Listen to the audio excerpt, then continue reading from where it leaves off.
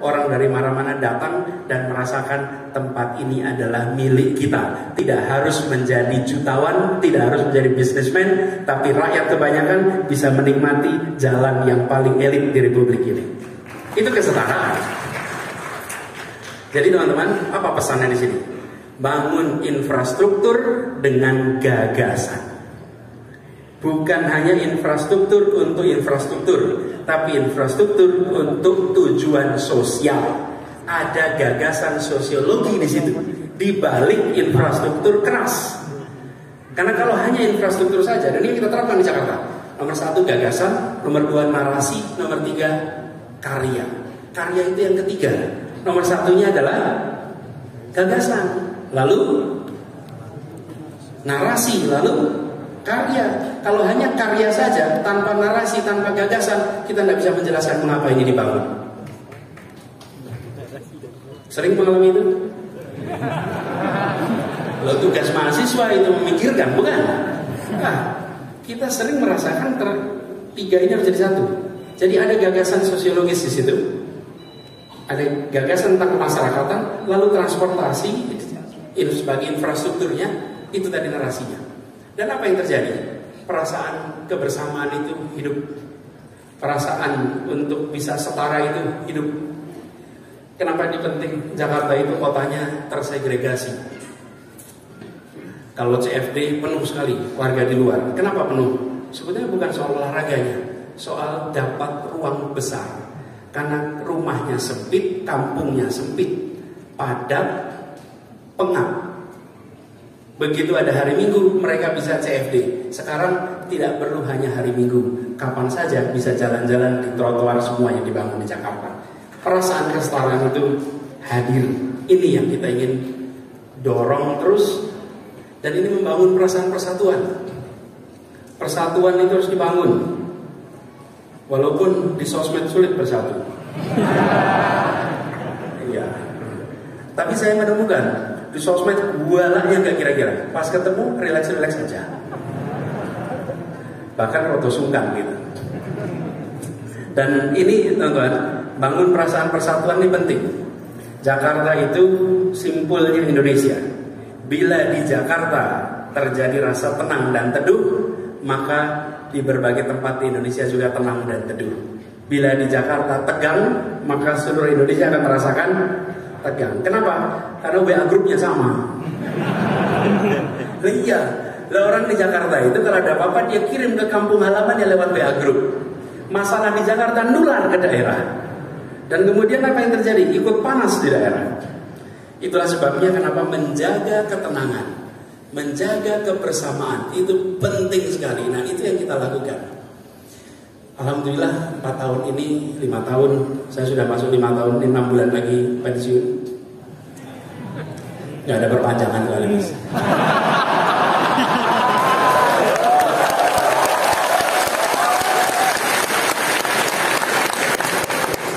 Kenapa tepuk tangan nih?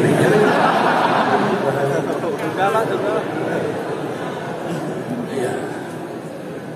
Jadi saya bulan Oktober besok, kalau tidak ada halangan, tidak ada perubahan, itu selesai. Nah, selama 4,5 tahun ini jalanin, alhamdulillah ketenangan, keteduhan itu dibangun. Tapi itu sekalian, teman-teman semua, sebagian dari yang dikerjakan untuk membangun rasa kebersamaan, ketenangan itu tidak bisa difoto, teman-teman. Saya beri contoh. Mencegah kebakaran tidak ada pahlawannya. Memadamkan kebakaran terlihat pahlawannya. Betul tidak? Ya. Konflik, ketegangan itulah kebakaran. Mencegahnya tidak menimbulkan pahlawan. Mereka-mereka yang membangun jalur listrik dengan benar, mengendalikan distribusi gas dengan baik, menata, memberikan informasi cara menyalakan kompor yang tepat, itu semua namanya pencegahan kebakaran. Tidak terlihat pahlawannya, tapi faktanya kita terbebas dari kebakaran. Begitu ada kebakaran, maka 1 truk datang, 2 truk datang, kita foto, inilah pahlawan pemadam kebakaran. Jadi sebagian dari pekerjaan kita di Jakarta itu adalah pekerjaan yang tidak terlihat, tapi terasakan. dampaknya. Saya selalu bilang sama teman-teman jajaran, teman-teman semua jangan pernah khawatir. Memang pencegahan atas problem tidak pernah terlihat pahlawannya, tapi yakinlah ini dicatat sebagai amal soleh, sebagian amal jariah yang nanti limpahan pahalanya mengalir tanpa henti sampai kemudian hari. Catat itu. Jadi ini sebagai sesuatu yang kita kerjakan secara nyata. Nah, ini teman-teman sekalian, begitu sampai kepada pencegahan, sampai pada ini, maka langkah-langkah yang kita lakukan banyak yang tidak terlihat. Misalnya hari ini, teman-teman semua kita merasakan, alhamdulillah listrik nyala. Di kos-kosan listrik bagus ya? Listrik nyala. Ada AC di kos-kosan? Itu mahasiswa yang proletar. Yang punya kos-kosan, nggak punya ada lampu nyala, komputer nyala, listrik nyala di semua. Pernahkah kita bilang terima kasih PLN atas aliran listriknya? Nggak ada. Tapi begitu lampunya mati, apa? Itu namanya PLN trending topic, gitu. Betul kan? Sebagian yang kita kerjakan di pemerintahan itu begitu.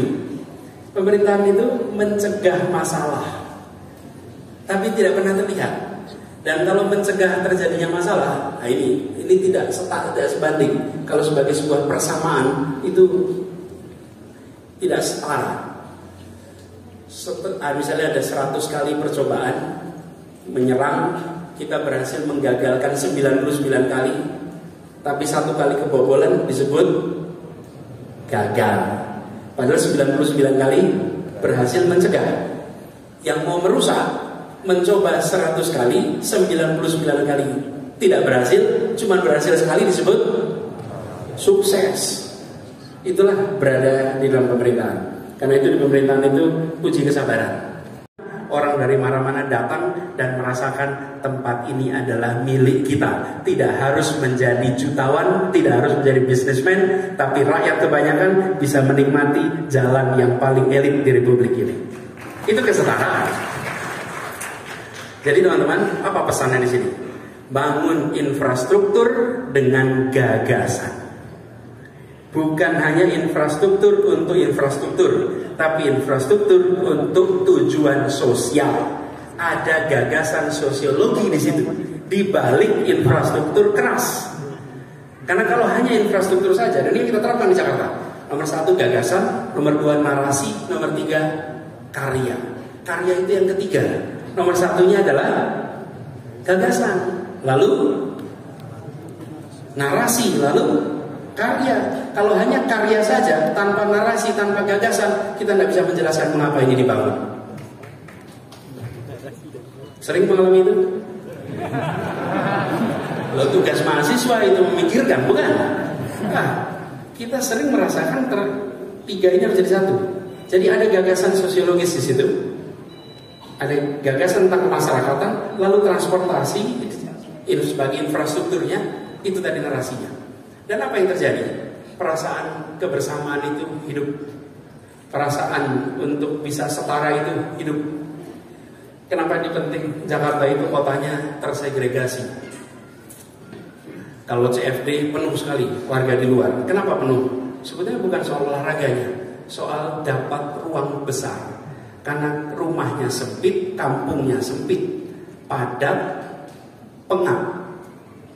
Begitu ada hari Minggu, mereka bisa CFD. Sekarang tidak perlu hanya hari Minggu, kapan saja bisa jalan-jalan di trotoar semua yang dibangun di Jakarta. Perasaan kesetaraan itu hadir. Ini yang kita ingin dorong terus. Dan ini membangun perasaan persatuan. Persatuan itu harus dibangun. Walaupun di sosmed sulit bersatu. Iya. Tapi saya menemukan di sosmed bualanya nggak kira-kira. Pas ketemu relax-relax saja. Bahkan roto sungkan gitu. Dan ini teman-teman, bangun perasaan persatuan ini penting. Jakarta itu simpulnya Indonesia. Bila di Jakarta terjadi rasa tenang dan teduh, maka di berbagai tempat di Indonesia juga tenang dan teduh. Bila di Jakarta tegang, maka seluruh Indonesia akan merasakan tegang. Kenapa? Karena WA grupnya sama. Iya, orang di Jakarta itu kalau ada apa-apa dia kirim ke kampung halamannya lewat WA grup.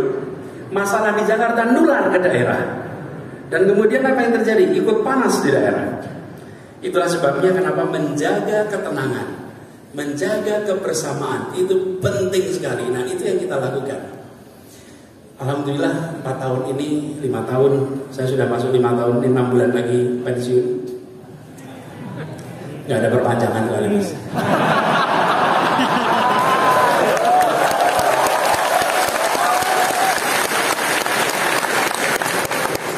Kenapa tepuk tangan nih?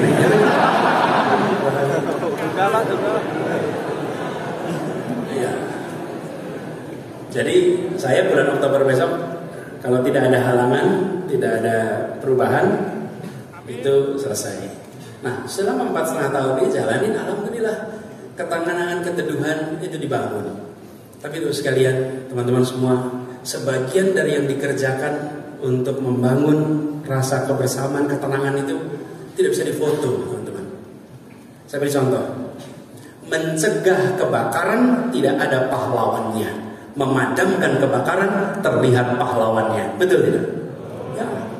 Konflik, ketegangan itulah kebakaran. Mencegahnya tidak menimbulkan pahlawan. Mereka-mereka yang membangun jalur listrik dengan benar, mengendalikan distribusi gas dengan baik, menata, memberikan informasi cara menyalakan kompor yang tepat, itu semua namanya pencegahan kebakaran. Tidak terlihat pahlawannya, tapi faktanya kita terbebas dari kebakaran. Begitu ada kebakaran, maka 1 truk datang, 2 truk datang, kita foto, inilah pahlawan pemadam kebakaran. Jadi sebagian dari pekerjaan kita di Jakarta itu adalah pekerjaan yang tidak terlihat, tapi terasakan dampaknya. Saya selalu bilang sama teman-teman jajaran, teman-teman semua jangan pernah khawatir. Memang pencegahan atas problem tidak pernah terlihat pahlawannya, tapi yakinlah ini dicatat sebagai amal soleh, sebagian amal jariah yang nanti limpahan pahalanya mengalir tanpa henti sampai kemudian hari. Catat itu. Jadi ini sebagai sesuatu yang kita kerjakan secara nyata. Nah, ini teman-teman sekalian, begitu sampai kepada pencegahan, sampai pada ini, maka langkah-langkah yang kita lakukan banyak yang tidak terlihat.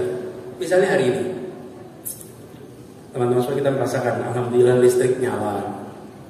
Di kos-kosan listrik bagus ya? Listrik nyala. Ada AC di kos-kosan?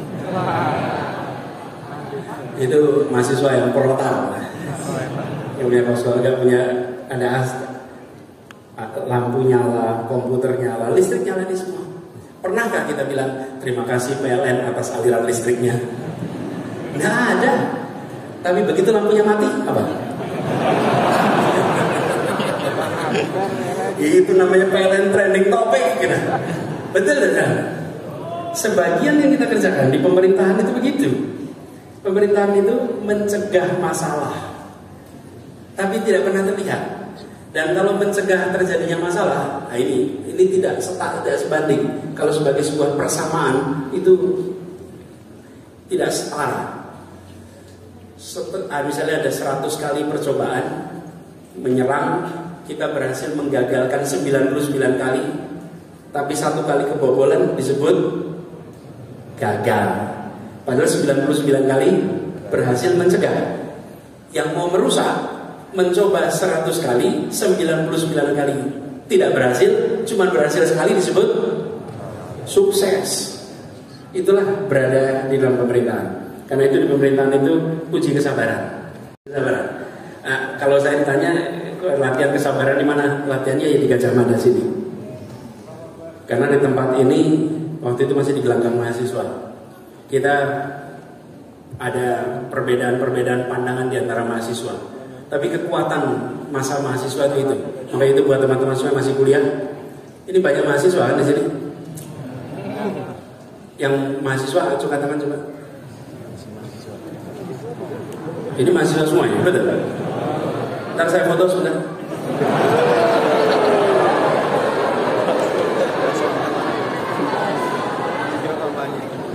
Siap, terima kasih.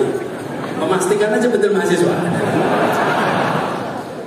Zaman dulu tuh banyak yang berlagak mahasiswa tapi lapornya ke tempat lain.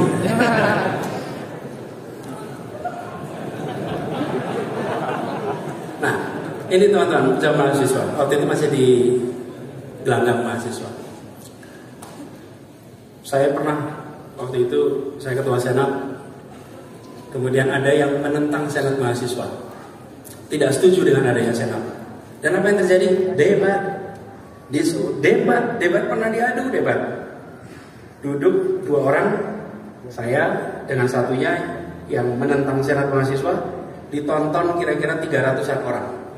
Kalau saya lagi ngomong disorai oleh yang menentang senat, kalau dia lagi ngomong disorai oleh yang mendukung senat.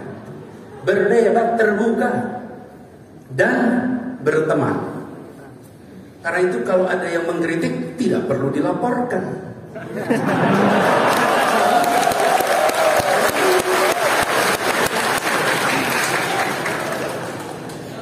Lanjut gitu nih. Ojo mori mas. Jadi perdebatan itu menjadi sesuatu yang lumrah. Belum apalagi di kampus. Kalau di kampus ada rasa takut untuk berbicara tentang kenyataan, maka kampus itu sedang mengalami masalah. Pasti. Di kampus harus bisa bicara bebas. Justru kampuslah tempatnya. Dan di kampus itu juga lah kita terbiasa untuk menjaga iklim demokrasi. Apalagi di anak-anak teman-teman mahasiswa. Teman-teman mahasiswa itu banyak sekali pemimpin mahasiswa. Pemimpin mahasiswa itu adalah orang-orang yang diakui kepemimpinannya bukan oleh petinggi-petinggi, tapi diakui kepemimpinannya oleh sebayanya. Pengakuannya oleh sesama mahasiswa. Itulah pemimpin muda. Jadi kalau ada pemimpin muda yang rebutan stempel, maka dia sesungguhnya bukan pemimpin. Karena kalau pemimpin itu bukan rebutan stempel, pemimpin itu diakui oleh dan disebut pemimpin. Ini kita lagi di masjid nih. Imam. Walaupun seseorang itu sholatnya di depan mihrab sini, tapi bila tidak ada satupun makmum di belakangnya, dia tidak bisa disebut sebagai imam. Seseorang berubah statusnya menjadi imam jika dan hanya jika ada makmum walaupun satu. Karena itu kalau Anda mengatakan I am a leader, who is your follower? If you have no follower, you are no leader. Bila Anda tidak ada pengikut, maka Anda bukan pengikut apa? Orang yang mengikuti gagasan Anda, orang yang menjalankan gagasan Anda, orang yang mau bekerja bersama dengan Anda. Dan itulah masa mahasiswa. Karena itu saya sampaikan pengalaman terbesar, pengalaman paling bermanfaat itu di Gajah Mada ketika terlibat dalam organisasi dan belajar pada saat itu menghadapi rezim Orde Baru yang tidak bersahabat pada gerakan mahasiswa. Tadi pagi waktu saya terima ada yang mengirimkan saya rekaman, bukan saya sih, di grup alumni UGM. Ada foto taraweh bawa spanduk di belakangnya. Enggak, ini saya lagi mau cerita pengalaman saya, bukan nanti malam kan. Oke, pas saya lihat itu, wih, foto, biar ada yang gini gitu. Kita dulu itu, kami ini pernah tanggalnya 1 Maret tahunnya 94. 1 Maret 94 membuat demonstrasi di sebuah bank. Coba, demo di bank. Judulnya menduduki bank. 6 menit di bank BCA. Bawa spanduk, bawa poster, masuk ke bank BCA. Waktu itu banknya di Jalan Solo. Masih ada nggak ya Jalan Solo sekarang? Ya ada. Masuk ke situ, mahasiswa bergaya customer semua, walaupun tidak punya rekening. Waktu itu memperingati serangan umum 1 Maret Jogja. Kan 1 Maret itu judulnya 6 jam di Jogja. Kita 6 menit di waktu itu. Pakai poster itu? Kalau bahasa sekarang sih namanya oligarki gitu lah kira-kiranya. Dulu belum ketemu kata itu gitu. Dulu namanya konglomerat. Memprotes. Dan dengan poster-poster dan spanduk-spanduk itu. Jadi saya tadi pagi ketika lihat itu, saya bilang di Gajah Mada masih terus ada tradisi untuk memikirkan lebih dari diktat-diktat yang harus dibaca di kelasnya. Walaupun ada juga aktivis yang luar biasa aktif di luar kelas. Di dalam kelas pasifis. Pasifis. Jadi buat teman-teman yang masih kuliah, usul saya teman-teman, aktiflah, betul-betul aktif. Jadi kalau kami dulu ketika kuliah itu ada jenis mahasiswa diktator. Diktator ini adalah mahasiswa yang kemana-mana bawa diktat. Dan apapun yang dibaca diktat. Ini kemudian mereka ini kita sering sebut sebagai profesional individualis. Profesional individualis. Ada juga yang organisatoris. Organisatoris ini aktif betul organisasi A, B, C, D, F, G kecuali kuliah. Ini luar biasa. Lalu ada yang tipe mahasiswa varian ini sandalnya jepit, rambutnya gondrong, tampilannya seperti jarang mandi, dan selalu membicarakan rakyat. Ini mau perlahan. Ada juga jenis yang asketis religis, sudah melampaui urusan keduniaan.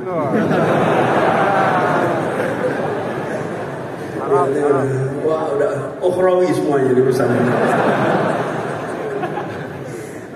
Itu kalau laki-laki terlihat dari apakah mata kakinya terlihat atau tidak. Ini asketis religis nih, asketis religis. Ada juga, jadi sebentar, saya ingat-ingat lagi. Ada juga humanis, sosialis, individualis. Ini menikmati mendatangi semua seminar diskusi, duduk depan mencatat, bertanya, kemanapun selalu bertanya, memikirkan rakyat. Tapi sebatas ruang diskusi saja, nggak ada actionnya. Dan kalau sudah bisa mendiskusikan semuanya itu, maka merasa sepertinya masalah sudah selesai. Dan teman-teman semua para mahasiswa, kita ya, saya juga sama, kita semua mahasiswa senang baca buku. Di kos-kosan, di kamar biasanya berderet buku. Sebagian untuk dibaca, sebagian untuk pemandangan. Sebagai mahasiswa intelektual dong gitu. Dan kadang-kadang yang masih puber intelektual itu, kayak kita ketika masa itu, bacanya yang rumit-rumit. Makin sulit bacaannya, makin puas di hadapan teman kos. Betul betul. Bacaanmu apa tanya? Kurang paham, kurang ngerti banget.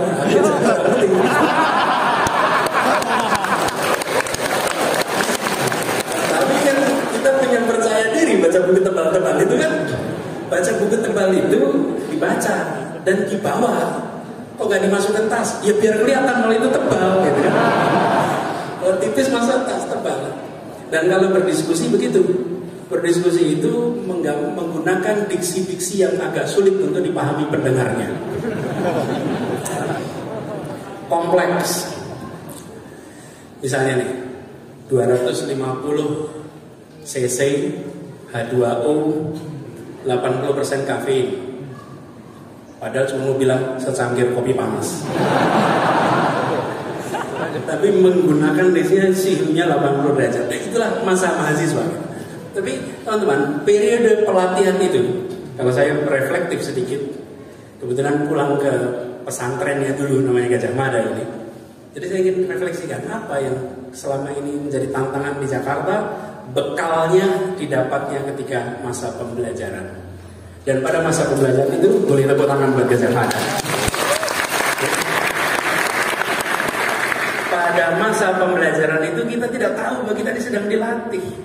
Dilatih untuk ditemukan dengan masalah, dilatih untuk berpikirnya sistematis, dilatih untuk berpikirnya terstruktur, dilatih untuk orientasi pada solusi. Proses pelatihan itu berjalan tanpa disadari, sadarnya ketika ketemu masalah.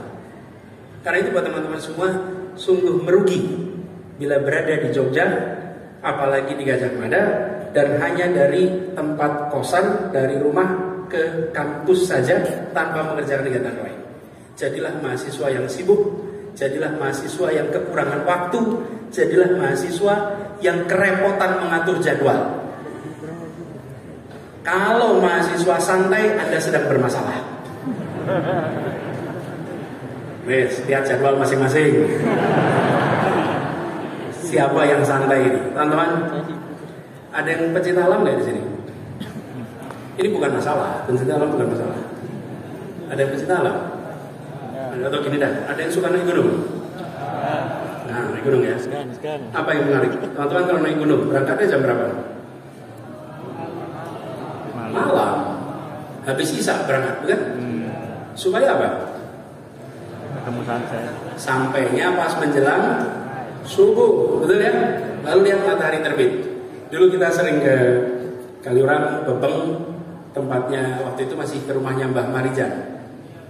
Ya, rumah Mbah Marijan itu posnya. Habis itu kita naik ke atas sampai ke Merapi. Selalu naiknya malam, jam 8, jam 9 naik ke atas sampai ke puncak, lihat matahari terbit lalu turun. Refleksi saja, apa sih yang terjadi kalau mendaki gunung itu?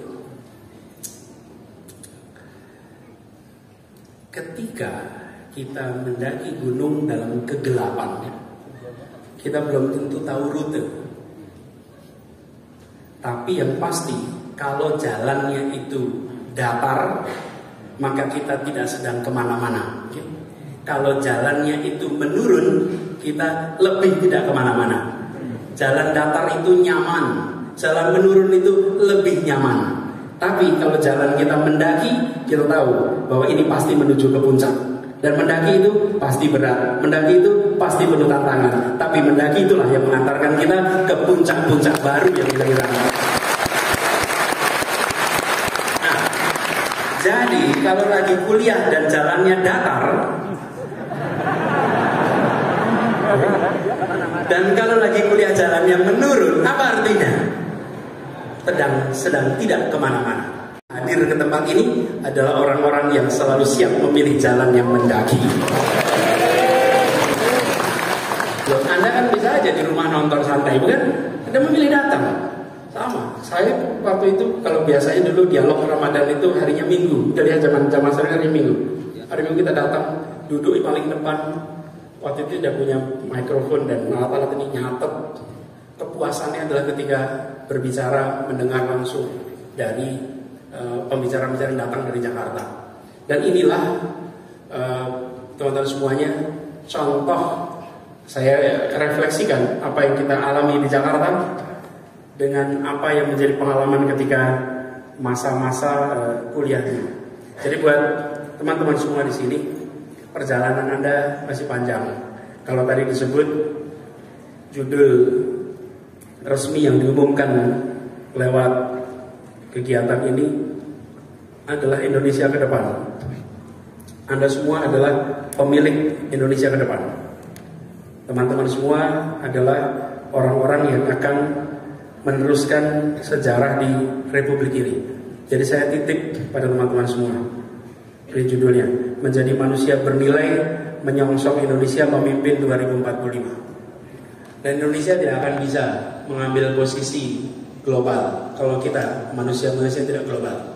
Saya sering garis bawahi, lokasi lahir boleh di mana saja, lokasi belajar boleh di Jogja, tapi kompetensi harus tingkat dunia. Dan kalau kompetensi dunia, akarnya apa? Iman, Islam, akhlak. Ini akarnya nih. Jangan goyang gitu. Itu pegang tuh yang kuat. Iman, Islam, akhlak itu pegang tuh. Oke. Sesudah itu bangun kompetensinya di bidangnya masing-masing. Ini betul-betul saya titip. Kenapa? Gapnya sekarang kuat, teman-teman. Kuat sekali, jauh sekali. Harus. Jadi kalau di Jogja, saya berharap teman-teman membangun jejaring global. Semua punya HP. punya Facebook, punya apa lagi? Instagram, punya TikTok, apalagi Hello dan lain-lain lah. Facebook, siapa temannya di sini? Kalau yang di Facebook itu adalah teman SD, SMP, tetangga, dan teman kuliah, maka alat amat maju ini digunakan untuk melanggengkan hubungan tradisional masa lalu. Tapi kalau yang dibangun di sini, Anda kuliah geologi, maka Anda tersambung dengan pusat-pusat penelitian geologi termaju di dunia. Anda tergabung dengan ahli-ahli geologi termaju di dunia. Apa yang terjadi? Lokasi yang tampaknya jauh tersambungkan dengan teknologi. Ini hikmah dari pandemi. Pandemi kemarin memberikan hikmah kepada kita untuk pemanfaatan teknologi bagi pemotongan jarak yang semula amat jauh.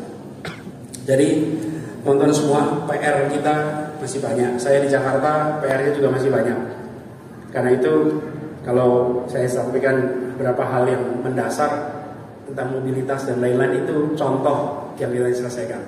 Tapi yang terakhir, saya nilai yang paling saya bawa dari Gajah Mada ini adalah pesan tentang keadilan. Kampus ini itu serius memikirkan soal ketimpangan. Kampus ini pendiri kita untuk bicara tentang keadilan. Dan ketika saya bertugas di Jakarta, ini salah satu yang saya pegang. Di Jakarta ini, sekalian teman-teman, harga tanah itu mahal dan tanahnya tidak bisa tambah. Tanah di Jakarta itu segitu aja. Apa yang terjadi? Ada satu periode di mana PBB di Jakarta itu naik 500%, 5 kali lipat. Kalau naik sampai 500% artinya apa? Artinya ini adalah kebijakan pemindahan warga tidak mampu keluar Jakarta. Karena itu ketika ini sudah terjadi beberapa waktu yang lalu, ya, tidak usah disebut tahunnya. Tapi apa yang terjadi? Banyak orang yang tergeser di Jakarta. Kota-kota, kawasan-kawasan kota yang dulunya penuh dengan tokoh-tokoh seperti Menteng, satu-satu menjual rumahnya. Kenapa? Tidak mampu bayar PBB. PBB-nya mahal sekali karena NJOP-nya 500%. Jadi kemarin kami buat kebijakan di Jakarta ini bahwa PBB tidak boleh naik, karena itu PBB selama ini tidak pernah dinaikkan. Lalu yang kedua, pembebasan PBB bagi semua orang yang berjasa bagi Republik ini. Semua guru, dosen UGM kalau rumahnya Jakarta gratis PBB-nya. Masalahnya rumahnya di Jogja, jadi bayar PBB nih. Tapi di Jakarta guru, dosen nol PBB-nya. Keluarga pahlawan, keluarga dosen sampai 3 generasi nol. Apa pesan yang disampaikan? Bahwa jangan sampai keluarga-keluarga pendiri Republik ini mereka terusir dari tanah yang mereka perjuangkan kemerdekaannya. Dan itu pesan yang sangat kuat. Almarhum Pak Mubiarto, dosen saya, Pak Mubiarto, dan Profesor Lukman Sutresno, Allahyarham, semua sudah wafat sekarang. Mereka orang-orang yang selalu menekankan pada masa-masa kuliah dulu betapa pentingnya menjaga itu. Dan banyak nama-nama lain yang kita ingat. Karena itu saya berharap buat teman-teman semua di sini, gunakan kesempatan pembelajaran yang ada untuk menjadi bekal. Ya hari ini ya besok. Karena mahasiswa itu 2 peran, peran kekinian, peran masa depan. Peran kekinian, Anda bagian dari masyarakat. Mahasiswa tidak boleh berhenti kritis. Mahasiswa harus kritis. Karena kalau mahasiswa tidak kritis, maka dia sedang mematikan peran kekiniannya. Punya masa depan. Dan mengkritik itu boleh-boleh saja. Itu hak Anda. Dan itu harus dimanfaatkan. Untuk apa? Menajamkan kepekaan atas persoalan di masyarakat. Insya Allah nantinya ini akan menjadi bekal. Dan saya ingin sampaikan terima kasih pada Masjid Kampus Jamaah Salahuddin. Saya lihat daftar ceramahnya itu sampai menjadi viral, tulisannya ikut ceramah di kampus UGM, di Masjid Kampus setiap hari bisa jadi doktor. Lah berat sekali ini ada materinya dari hari ke hari dengan pembicara yang macam-macam semuanya. Ini kesempatan yang tidak bisa Anda ulang. Kita berharap itu dimanfaatkan dan insya Allah ini menjadi bekal. Bapak Ibu sekalian, saya akan akhiri sampai di sini. Dan saya sampaikan terima kasih. Terima kasih kepada saudara semua yang hadir. Saya minta kita saling mendoakan. Doakan saya 6 bulan ke depan bisa husnul khatimah. Amin. Dan saya doakan Anda semua yang sedang kuliah bisa kuliahnya tuntas. Amin. Dientengkan jodohnya. Amin. Lebih keras tuh suaranya. Dan insya Allah nantinya bisa tuntas kuliahnya. Yang sedang menyelesaikan skripsi segera tuntas skripsinya. Saya pernah buat kriteria apa skripsi yang baik.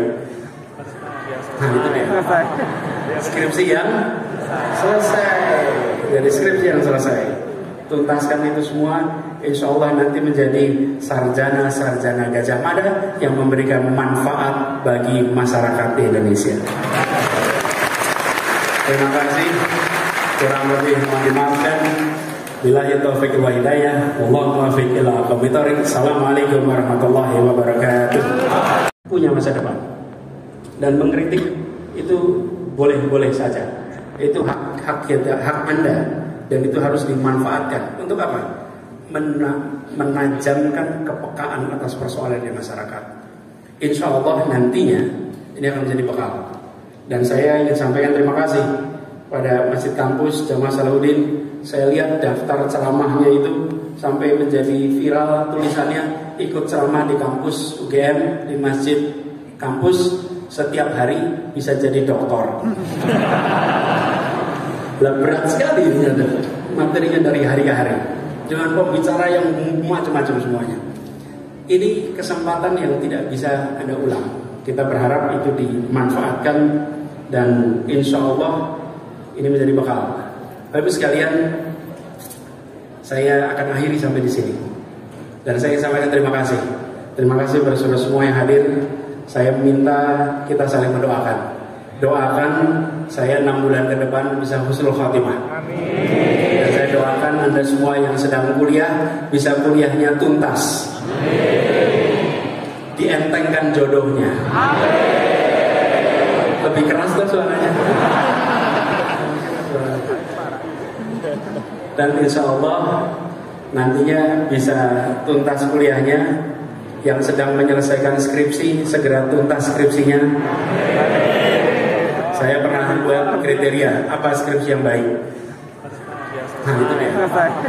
Skripsi yang selesai. Jadi skripsi yang selesai. Tuntaskan itu semua. Insya Allah nanti menjadi sarjana-sarjana Gajah Mada yang memberikan manfaat bagi masyarakat di Indonesia. Terima kasih. Kurang lebih mohon dimaafkan. Billahi taufiq wal hidayah. Wallahu muwaffiq ila aqwamit thoriq. Assalamualaikum warahmatullahi wabarakatuh.